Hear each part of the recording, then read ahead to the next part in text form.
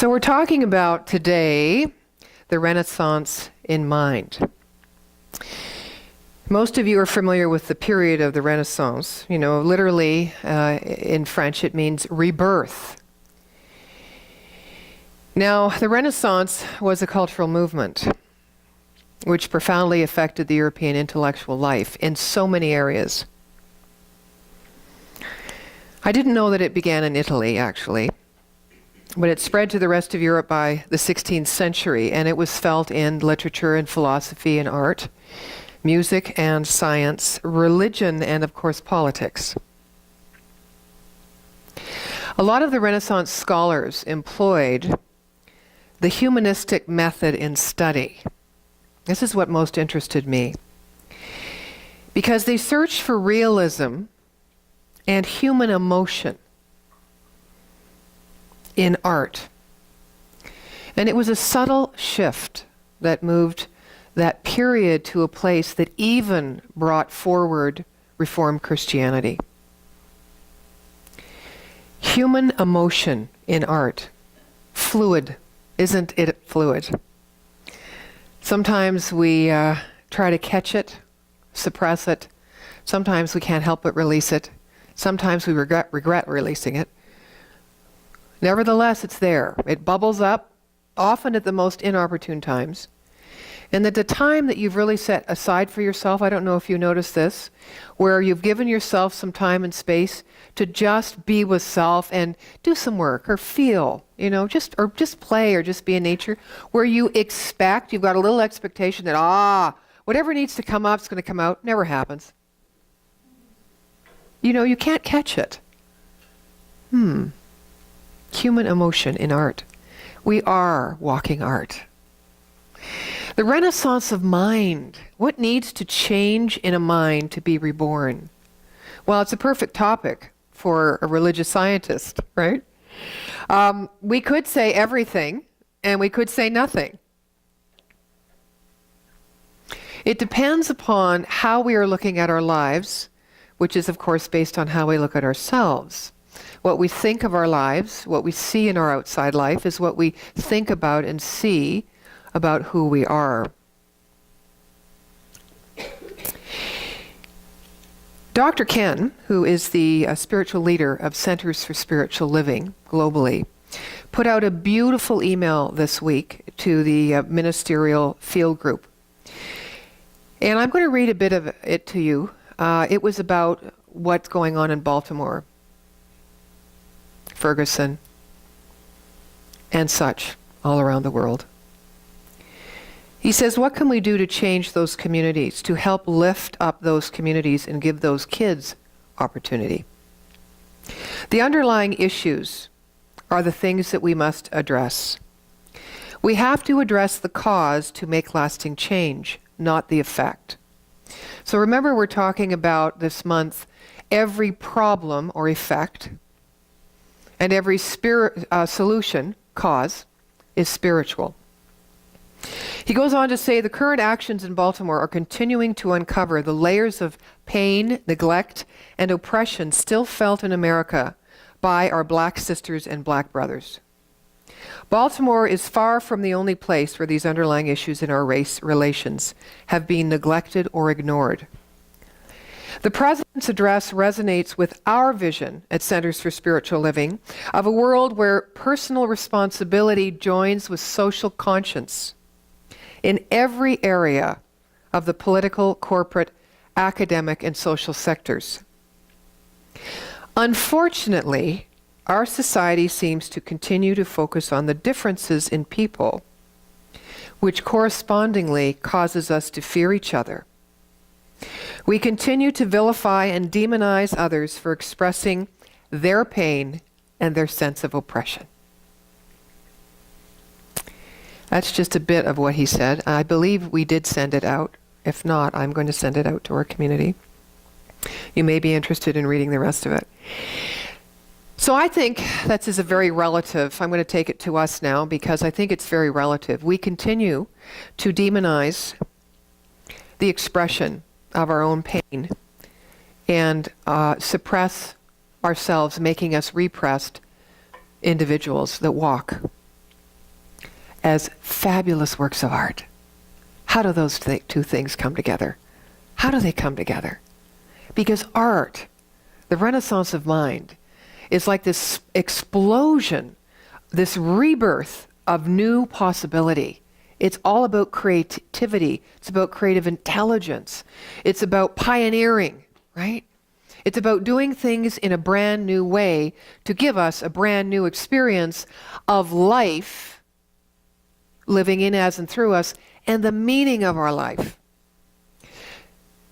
As I'm growing older, I see that the meaning of my life is not wrapped up in what I do, although I love it and I'm passionate about most everything I do, or I don't do it. Very few things I'll do that I'm not passionate about, maybe except working a late shift at casino. I found out today. Pardon? I'm going to do it anyway, man. I'll probably get passionate about it. But I found out that really the meaning of life is the passion that I use to express the life that is me. So instead of focusing on that within us that we want to change in our life, the conditions that we wish to move out of our life or shift or change, what if we focused on the fact of the quality of life that we have, which emanates from and is always expressing as the life of the universe or the life of God?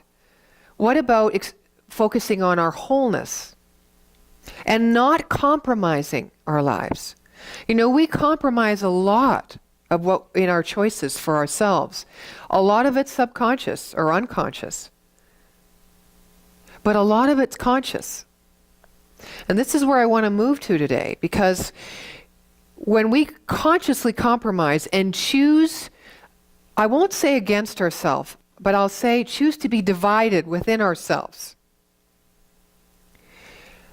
we kind of grasp on to that oppression or that pain or that state of affairs within us in mind and emotion and body, so that that life and that quality of life, which is wholeness and perfection and joy and infinite possibility and creative, cannot move through.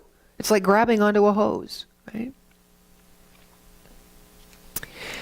That's what happens in our world outside of us. We can see it happening.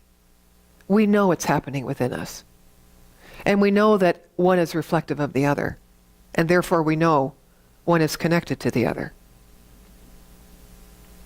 You know, science of mind asks us to be responsible for our life. And I was having a great conversation with Reverend Connie because of what she's been discovering, teaching science of mind to the African people.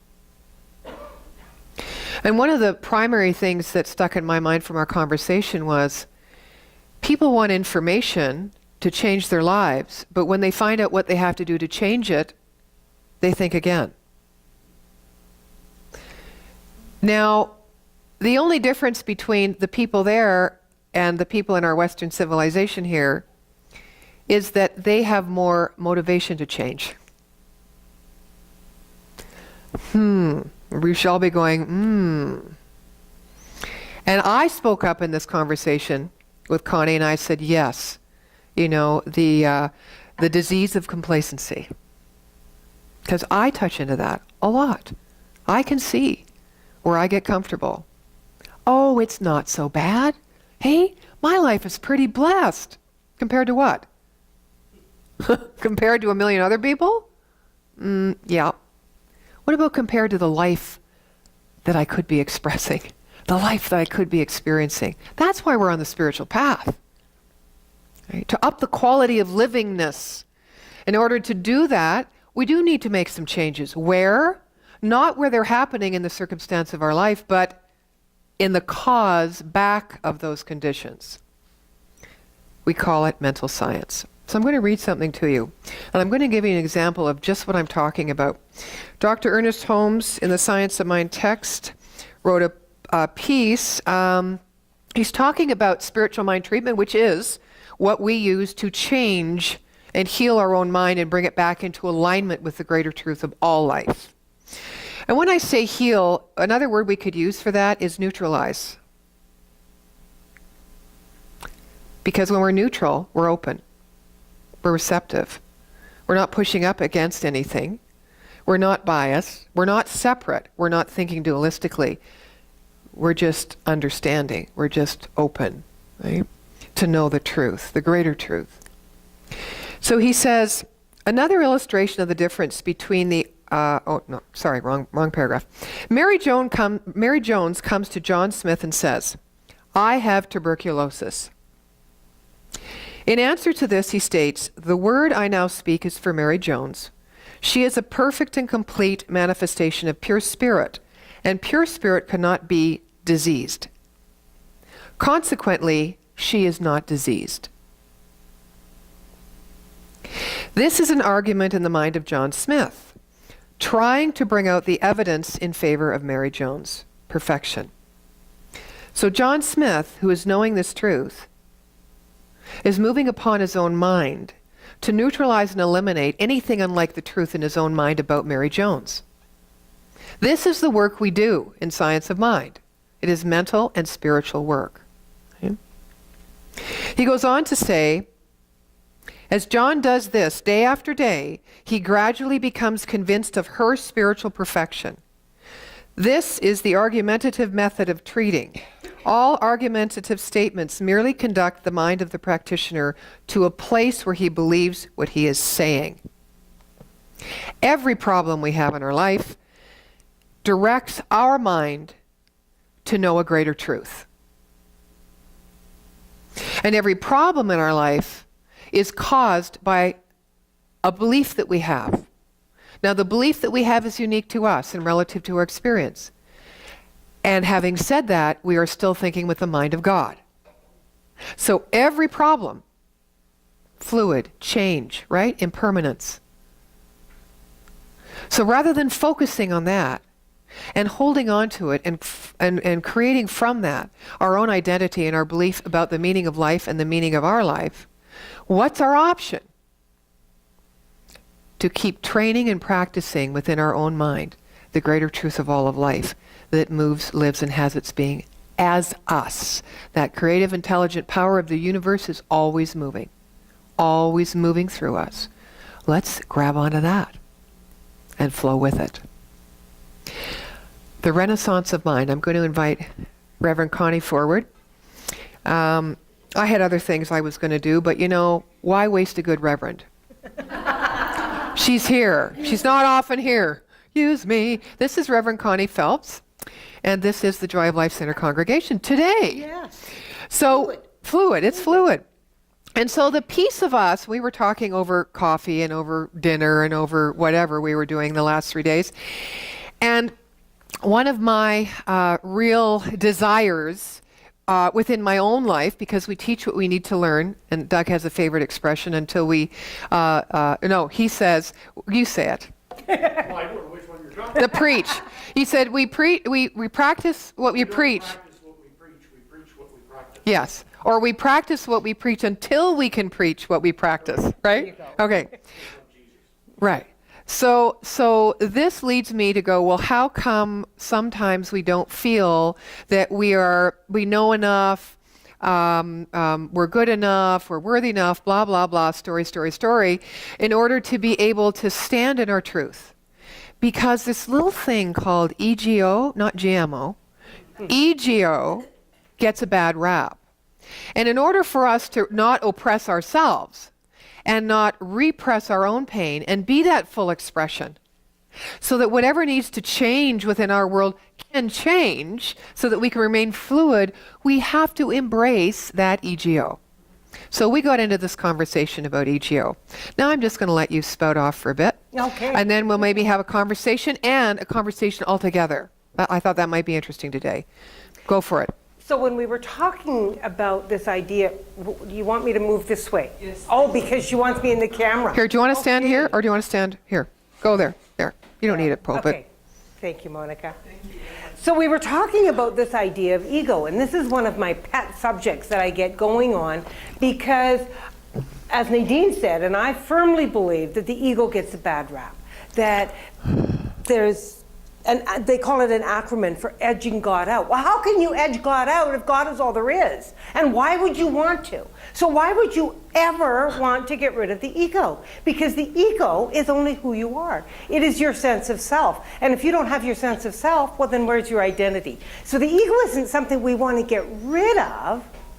As the renaissance of mind, the ego is something that you want to transform into what you want to be expressing. What individual do you want to be today? So you've got to allow yourself to be fluid, to be able to be something new. That's the renaissance of mind, is to allow yourself to be different. Anybody here ever try to play being something different than you are? And what happens when you do that? Now, I've had experience of trying to do that, and then, you know, I think I've changed. I think I'm something different, and then it shows up. I end up showing up the same way that I wanted to be different from. Have you ever had that experience? Yes. So, in order to have a new experience, you need to consistently decide who you want to be. Who do you want your ego to be today? So that's one of the things I love about traveling and being in a different culture. I get to recreate who I am.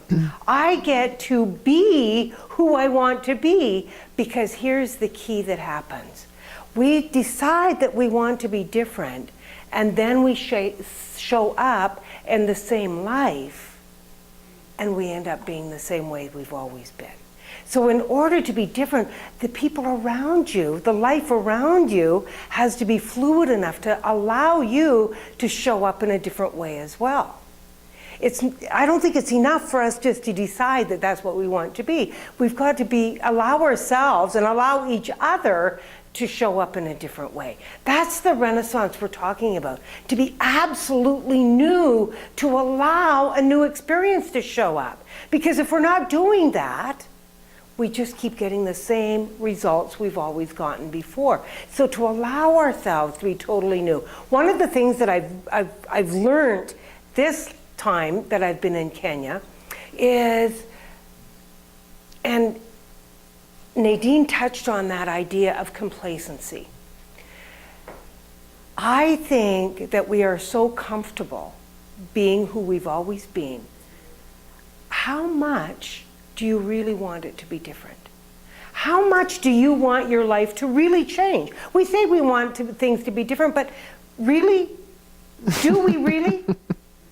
Do we really want to do the work that's required in order for it to be different? That consistency, so that we're not falling back into the same old patterns again. How much do you really want it to be different? Because one of the key things that I've learned in being in Nairobi and teaching people in Nairobi is they just don't want life to be different. They want life to change at a fundamental level, because they have been so immersed for so many generations and lack and limitation. And I gotta tell you, even people that have money are in lack and limitation. Even the people that have wealth are living a fearful life. They are so afraid that what they have is going to be taken from them. So everybody is living in this repressed life of just so fear-based, it's palpable. And they want it to be different. And when they hear what we have to offer, and they hear the science of mind, it's like this renaissance in their mind, and you can see it. It's just opens them up to a whole new way. And they embrace it. They embrace a new idea of expanding into a whole new experience of life. I have never in my life ever witnessed people being able to demonstrate something new at the rate that my students are doing there. It's truly remarkable to watch it. And that's what I think we're talking about, is that's that lack of complacency. That they are willing to do whatever it takes to be what it is that they say they want to be. That's the level that I think we need to have in order to really have lasting change in our lives, is to have that dedication, not just, yeah, it would be nice to have something different, it would be nice to be able to be different, but to have that conviction, that sense of self, that just everything that I am has to be different. Every way that I've ever thought before has to be different. It's magical. It's absolutely magical to watch that transformation of consciousness and to allow that to be. And so what the gift for me in that is it allows me to show up that way as well. It allows me to expand into a new possibility. And we get to play in that arena of just what's possible. So what's the possibility that you're looking for in your life? What is it that you would like to have that would be a more expanded life? Nadine was talking about that. You know, the purpose of life is to live it. That's why we're here, is to live and express more of that. But if we're in that closed mind, that closed consciousness, and we shut down, we're in that fear of being different, then we can't be. Connie, if I may, I want to just share with everyone that yesterday we had our practitioner retreat. And we had a woman come in named Janet Ballard, who's been working in palliative care hospices for over 30 years. She's an RN.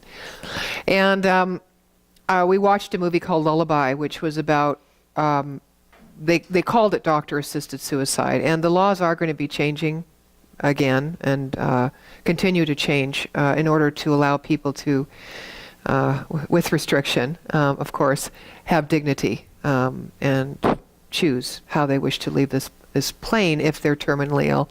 So anyway, Janet, one of the things that she said was, you know, when people are dying, they lose their ego and they remain in integrity, in their integrity.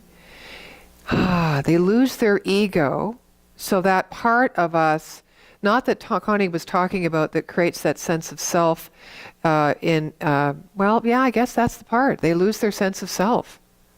So They can become more of who they are. they can be, so yeah, they lose the limited idea of who they are. Of who they've so been. so they can be Exactly. more of who they are. And then they're in their integrity was the word she used. And she said, and when they're in their integrity, they can be there for everyone else. You notice, if any of you have sat with the dying or have had someone close, they kind of, you feel like they're kind of already making they're moving back and forth across the veil, you're not quite sure. But they have, a lot of people, some don't die peacefully, I understand that, but some do.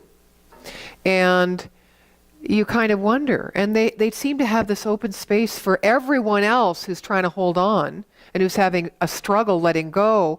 They have space for them. And if you stood back from it and you were looking, like hovering over the ceiling, you go, well, shouldn't it be the other way around? Shouldn't the people that are the family being helping the person? But it's the person that is supporting the others, oftentimes. So, you know, we started this conversation about ego and higher nature and the fact that the ego is such a great instrument. It's like a springboard in many ways. And the conditions in our life, which are created often by us not owning our ego, seem like they're not solvable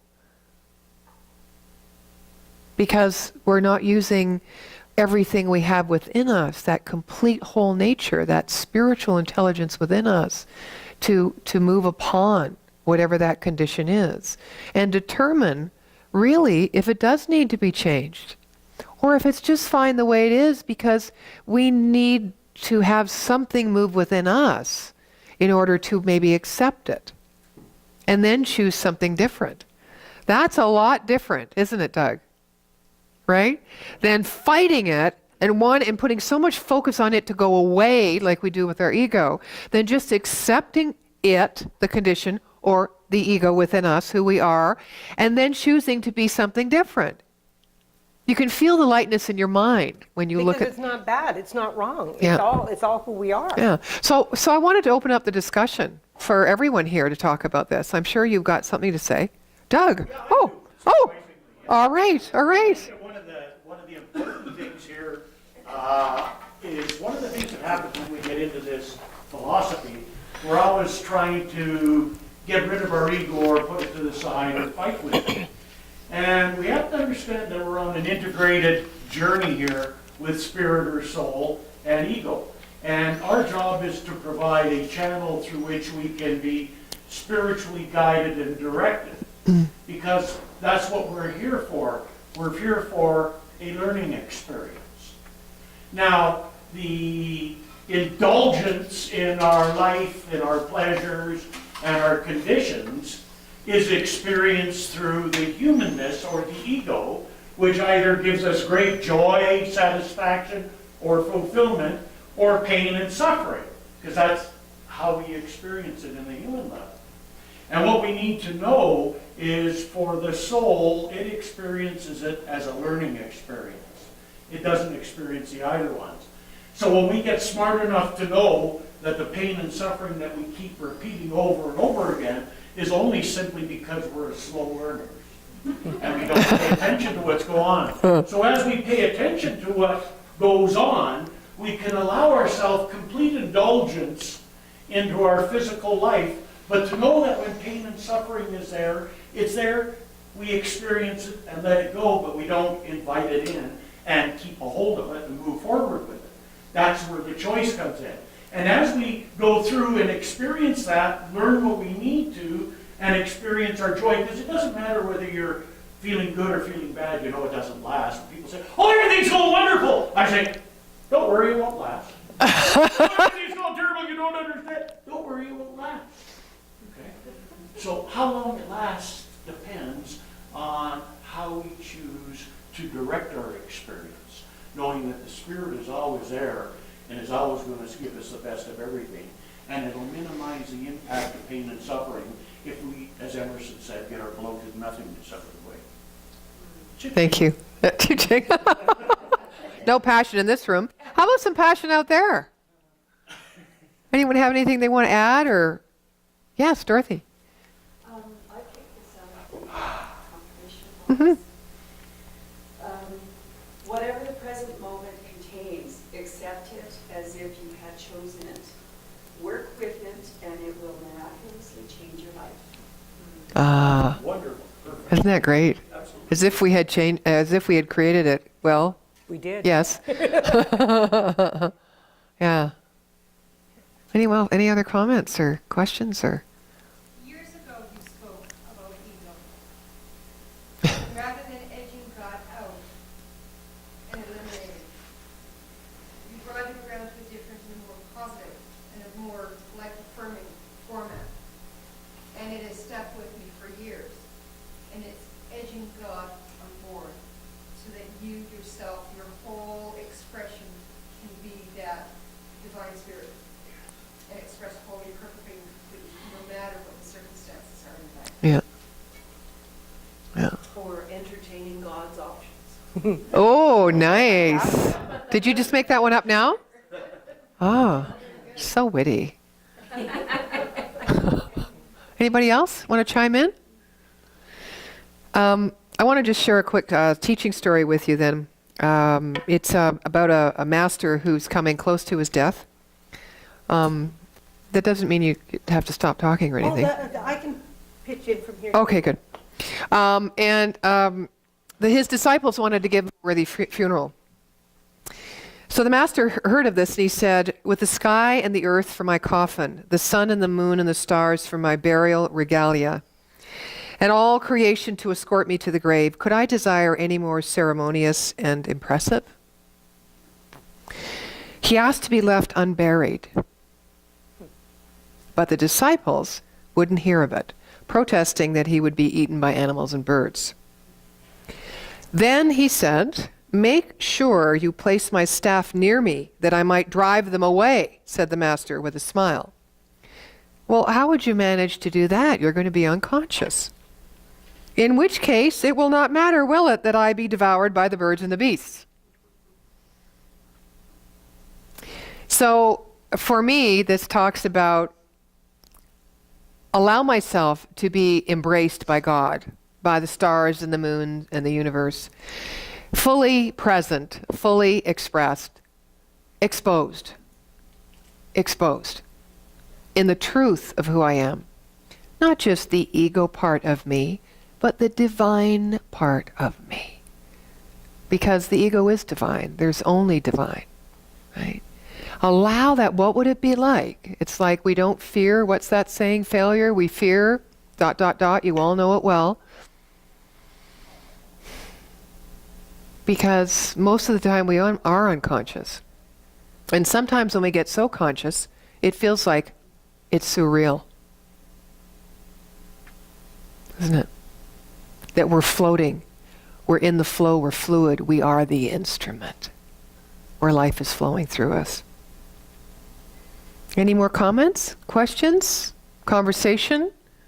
If not, I want to close with something Holmes wrote. Going once, twice? No? Okay. He said, God never compromises. So take this into your heart as I read this. God never compromises in demonstrating beyond the conditions in our lives.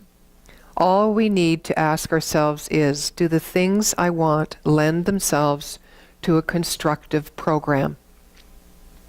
Do they express a more abundant life, rob no one, create no delusion, and express a greater degree of livingness? If we can answer these questions affirmatively, then all the power in the universe is back of our desire.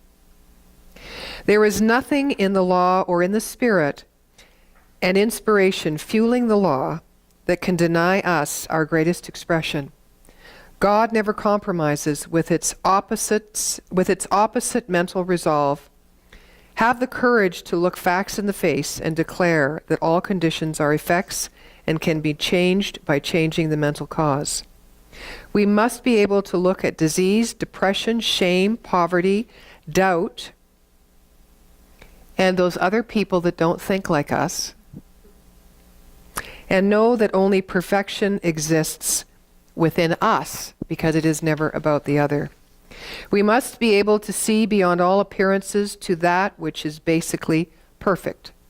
Truth knows no opposites.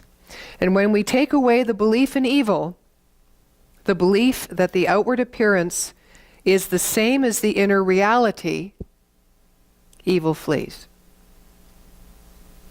I'm going to say that one again. Truth knows no opposites.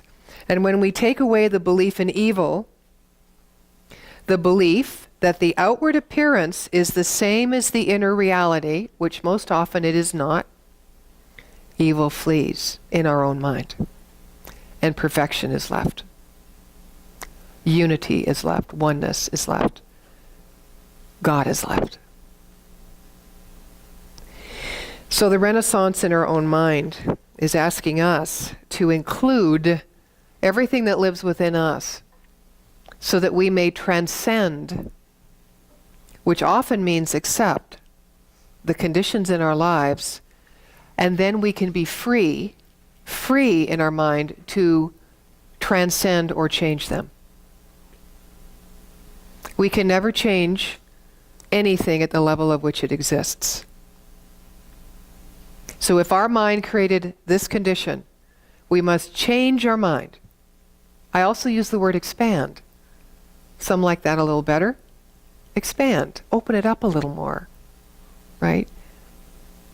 To shift the perspective on the condition, or our focus on the condition, or the condition itself. On the way here, I was listening to CBC Choral, and I was listening to, believe it or not, African American spiritual songs in choir, when Mormon Tabernacle Choirs sang one called Steal Away Home.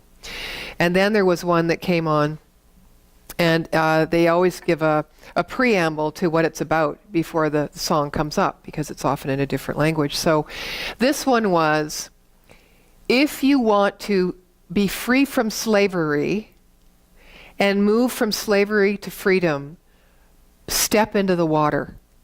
Step into the water and walk in the water and follow the flow of the water. It will always lead you to the ocean. And when you're in the water, nobody can trace you. Nobody can find you. You're in the water. There is no trace. So with the Renaissance of Mind, that's our invitation today. Step into the fluidity of possibility in our own mind. Be it intuition, be it in imagination, be it thinking about something completely differently, be it as small as driving to your house in a new way, whatever it is, open it up, step into the water, and flow more with life to allow its wholeness and infinite potential to flow through you. Get your bloated nothingness out of the way by loving all of you. And so it is. Thank you. Dorothy Walker.